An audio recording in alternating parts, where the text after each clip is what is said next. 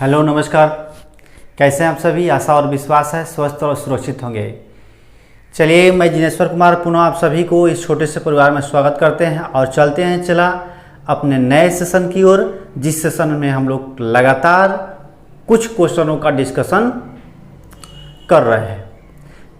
आप सभी लोगों ने, सभी स्टूडेंट ने, हमें आशा है कि जो पिछला क्लास जो CHSL का जो क्वेश्चन पेपर था उसमें उस क्वेश्चन पेपर में जो भी साइंस से क्वेश्चन पूछे गए थे उन सभी साइंस के क्वेश्चनों को हमने डिस्कस कराया। आशा है कि आप लोगों को अच्छा समझ में आया होगा, ठीक है, और समझे होंगे, कुछ सीखे होंगे। तो इसी के साथ चला आज के सेशन हम लोग प्रारंभ करते हैं। लेकिन प्रारंभ करने से पहले पुनः आपसे नम्र निवेदन है कि अभी तक आप इस परिवार से नहीं जुड़ पाए हैं तो जल्द से जल्द जुड़िए और अधिक से अधिक लाभ लीजिए, ठीक है। और दूसरे किसी को भी जोड़िए, और जोड़ने के लिए क्या करना पड़ेगा? अधिक से अधिक शेयर को लाइक करना है और इसको शेयर करना है, ठीक है। तो प्रारंभ करते हैं आज के सेशन, जिस सेशन में हम लोग देखेंगे कुछ क्वेश्चनों के बारे में। यह जो क्वेश्चन है मोस्ट इंपॉर्टेंट क्वेश्चन है। ऐसे क्वेश्चन है जो बहुत आसान है, अधिकांशतः स्टूडेंट इसको जानते हैं, पढ़े हैं, लेकिन फिर भी कन्फ्यूजन रहता है। और ये जो क्वेश्चन है यह बार बार आपको एग्जाम में पूछा जाता है, ठीक है, बार बार आपसे एग्जाम में पूछा जाता है। इसलिए इस क्वेश्चन पे थोड़ा सा हम लोग ध्यान देंगे और ध्यानपूर्वक अध्ययन करें। चलिए प्रारंभ करते हैं अपने इस सेशन को। इस सेशन में पहला क्वेश्चन हम लोग को मिल रहा है कि किस वैज्ञानिक ने सर्वप्रथम रक्त ट्रांसफ्यूजन मतलब किया? सर्वप्रथम 2 बार लिखा गया है। चलिए देखिए, पहले जब इतना टेक्निक नहीं था तो जब किसी व्यक्ति को रक्त की आवश्यकता पड़ती थी तो उसे रक्त दिया जाता था। ऐसा नहीं था कि उसको रक्त नहीं प्रोवाइड किया जाता था, लेकिन उसमें से अधिकांशतः लोग मृत्यु को मतलब प्राप्त हो जाते थे, मतलब मर जाते थे, डेथ का हो जाता था। तो इससे बहुत लोग चिंतित थे। सारी वैज्ञानिकों के अंदर यह एक चिंता का भाव बन गया और इसके पीछे जो तर्क था उसको वैज्ञानिकों ने प्रारंभ किया कि क्यों ऐसा हो रहा है। तो उसी में एक वैज्ञानिक ऐसे आए जिन्होंने सर्वप्रथम पहली बार क्या करते हैं, ट्रांसफ्यूज किया किसी व्यक्ति में ब्लड को, और वह व्यक्ति क्या हो गया? जीवित रहा, ठीक। तो वह व्यक्ति कौन है? वह व्यक्ति यहाँ पे जेम्स ब्लोंडेल है। कौन सा व्यक्ति है? जेम्स ब्लोंडेल, जो इन्होंने क्या किया था? सर्वप्रथम रक्त ट्रांसफ्यूजन किया था। सर्वप्रथम क्या किया था? रक्त ट्रांसफ्यूजन किए थे, ठीक है। चलिए आगे बढ़ते हैं, अगला क्वेश्चन के पास चलते हैं। कह रहे किसने बतलाया कि रक्त के 4 समूह होते हैं? रक्त के 4 समूह कौन कौन होते हैं? AB और O। इस AB का खोज किसने किया? ABO का खोज किसने किया? ABO का। तो यह ABO के बारे में बताए थे यह 2 वैज्ञानिक, एस्टूरिल एंड कैस्टेलो, ठीक है। बात की बात है, यहाँ पे इस क्वेश्चन में हम लोग देख रहे हैं कि रक्त समूह किसने बताया कि 4 समूह होते हैं। तो यह वैज्ञानिक थे। अब देखिए इसमें कन्फ्यूजन क्या करता है। Karl Landsteiner, Maurice Hilleman, Edward Jenner और कार्ल कोलर। अब देखिए यहाँ पे भी कार्ल है और यहाँ पे भी कार्ल है, तो कार्ल होने के कारण कंफ्यूजन होता है। बच्चे को ये ध्यान रहता है कि रक्त समूह जो 4 दिया गया था उसके नाम के आगे कार्ल लगा हुआ है, लेकिन कार्ल यहाँ पे भी है और कार्ल यहाँ पे है। तो ऐसे देखिए क्वेश्चन ऐसे बना के देते हैं लोग कि स्टूडेंट क्या हो, कंफ्यूज कर जाए, ठीक है। कंफ्यूज नहीं है। जब 2 का आ जाए तो इसको काट देना है। क्या करना है?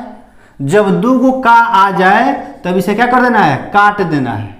देखिए यह कंफ्यूजन करने के लिए आपको दिया जाता है कार्ल कोलर।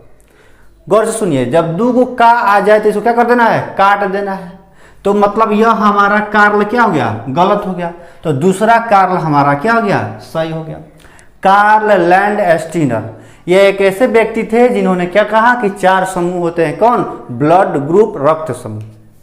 अब इनके बारे में आते हैं। मॉरिस हीलेमैन, यह वैज्ञानिक बहुत लाभदायक व्यक्ति थे। लाभदायक व्यक्ति कहने का मतलब क्या है कि यह जो व्यक्ति थे अधिकांश तो बहुत सारे टीका प्रदान किए, जैसे मम्स का, क्या कहते हैं, चेचक का, इन सभी बहुत सारे ऐसे 40 टीका हम लोगों को उन्होंने प्रदान किया। किसने? मॉरिस हीलेमैन ने। और इनके बारे में कौन नहीं जानता है कि क्या किए? यह मम्स के लिए, सॉरी, चेचक के लिए यह टीका प्रदान किए थे। कौन? Edward Jenner. ठीक है, यह लगभग अपने जीवन काल में 40 टीका प्रदान किए थे। ठीक है, तो इसलिए यह माइक्रोबायोलॉजिस्ट थे। 19वीं शताब्दी में यह 40 टीका इन्होंने दे दिया था। चलिए अगला क्वेश्चन की ओर चलते हैं। क्वेश्चन नंबर 3, मानव रक्त का पीएच मान क्या होता है? अगर आपका कहीं उंगली कट जाए तो उसके थोड़ा सा ब्लड को चखिएगा, आपको कैसा महसूस होता है? महसूस जैसे होगा आप समझ सकते हैं कि वह कैसा होता है, मतलब उसका स्वाद कैसा होता है। ऐसे ही पिछले क्लास में हम बतला चुके हैं आप लोग को, किसके बारे में? पीएच स्केल के बारे में। पीएच स्केल के बारे में, पीएच स्केल में बताए थे कि अगर 7 रहता है तो उसका नेचर कैसा होता है? उदासीन होता है। अगर 7 से अधिक है तो वह क्षारीय होगा। कैसे वह चला? क्षारीय होगा। अगर 7 से कम है तो उसका नेचर कैसा होता है? तो अम्लीय होता है। और हम लोग जानते हैं कि ब्लड का जो पीएच मान होता है, मतलब प्रकृति होता है, कैसा? क्षारीय होता है। लेकिन यहाँ पे सब क्षारीय दिया हुआ है, यह भी क्षारीय है, यह भी क्षारीय है, यह क्षारीय नहीं है। यह क्या दर्शा रहा है कि यह क्या है? अम्लीय है। क्यों? क्योंकि इसका मान 7 से कम है। लेकिन यह 7 से अधिक है, यह 7 से अधिक है और यह भी 7 से अधिक है। लेकिन एक्चुअल मान देखा जाए, पीएच मान, पीएच वैल्यू मानव रक्त का तो 7.4 होता है, मतलब स्लाइटली क्षारीय होता है, मतलब बहुत कम क्षारीय होता है। पीएच स्केल में बतलाए थे कि जैसे जैसे इधर बढ़ेंगे क्षारीयता बढ़ेगा, मतलब 7 से अधिक संख्या बढ़ेगा या 14 तक चलता है या 0 तक चलता है। तो 7 से और 14 तक चलेंगे तो क्षारीयता बढ़ेगा, जैसे जैसे बढ़ेंगे वैसे वैसे बढ़ते जाएगा। लेकिन अम्लीय जो होता है 7 से जैसे जैसे कमेंगे, मतलब घटेंगे, तो यहाँ पे क्या होता है? अम्लीयता गुण बढ़ता है। ध्यान रखिएगा इस बात को। अगला क्वेश्चन होता है कि रक्त में पाए जाते हैं, रक्त में क्या क्या पाए जाते हैं? रक्त में लाल रक्त कौन पाया जाता है? रक्त में श्वेत रक्त कौन पाया जाता है? प्लाज्मा पाया जाता है, मतलब इसका आंसर क्या हो गया? सभी पाया जाता है। यह क्या करता है सी? यह आरबीसी इसे कहते हैं। यह क्या है? आरबीसी है।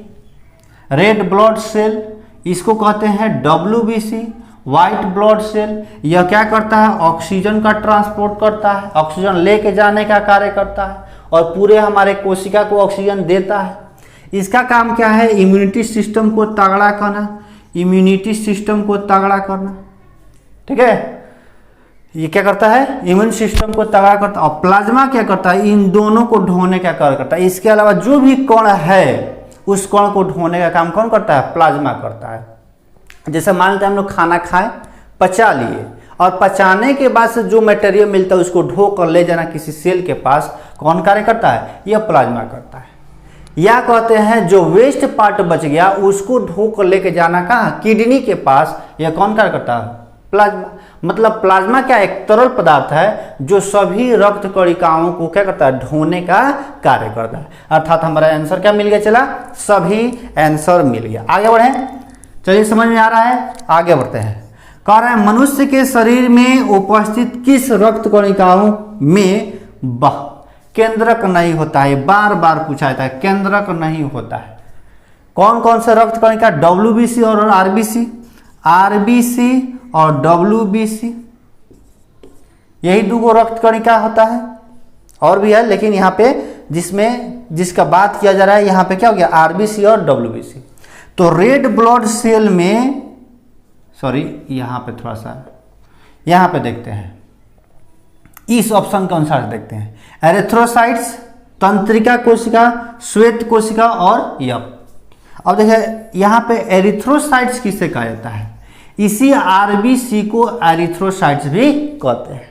और श्वेत कोशिका यही क्या हो गया? डब्ल्यूबीसी। और तंत्रिका तंत्र समझते हैं, नर्वस सेल, ठीक है।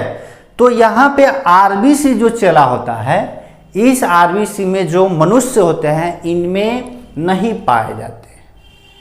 नहीं पाए जाने से लाभ भी है, जब नहीं पाया जाता है तो यह अधिक से अधिक ऑक्सीजन को लेके जाने का कार्य करता है, ठीक है ना। क्या करता है? ऑक्सीजन को ले जाने का अधिक से अधिक कार्य करता है। अर्थात इरिथ्रोसाइट्स या आरबीसी में क्या नहीं पाता है? कोशिका केंद्रक नहीं पाए जाते हैं, लेकिन इन सभी में केंद्रक पाए जाते हैं। इन सभी में क्या होता है चला? केंद्रक पाए जाते हैं, लेकिन इसमें केंद्रक उपस्थित नहीं होता है, ठीक है। बोलिए समझ में आया कि नहीं? आगे बढ़ें, चलिए ठीक है, बढ़ें आगे। और यहाँ पर थोड़ा सा और क्वेश्चन देख लेते हैं हम लोग। चला कि क्वेश्चन पूछ देगा, घुमा देगा कि जो यह आरबीसी है इसका लाइफ स्पेन क्या है, मतलब जीवन काल क्या है। तो इसका लाइफ स्पेन 120 डे होता है। कितना होता है? 120 डे। जबकि अब देखिए यहाँ पे इसका आरबीसी का फॉर्मेशन जो है होता है यह स्प्लीन में होता है चाइल्ड में, लेकिन जब यह मैच्योर होते हैं तो इनका फॉर्मेशन बोन मैरो में होने लगता है, ठीक है। तो यही सब क्वेश्चन था आज के सेशन में। हम लोग देखें कुछ क्वेश्चन को, प्रयास रहेगा कि आप तक ऐसे ऐसे क्वेश्चन पहुंचाया जाए और आपको सफलता की ओर लेकर चला जाए। तो इसी के साथ आज का सेशन चला हम लोग खत्म करते हैं और फिर मिलते हैं ऐसे ही क्वेश्चन के साथ। तब तक के लिए बहुत बहुत आप सभी का धन्यवाद। अगर आपको समझ में आया होगा, आप समझ रहे होंगे, कुछ सीखे हों, तो अधिक से अधिक इसे शेयर कीजिए इस सेशन को जल्दी से जल्दी, और अधिक से अधिक लाइक भी कीजिए। चलिए तो सेशन को खत्म करते हैं, मिलते हैं अगले वीडियो में फिर ऐसा ही क्वेश्चन लेकर। तब तक के लिए जय हिंद।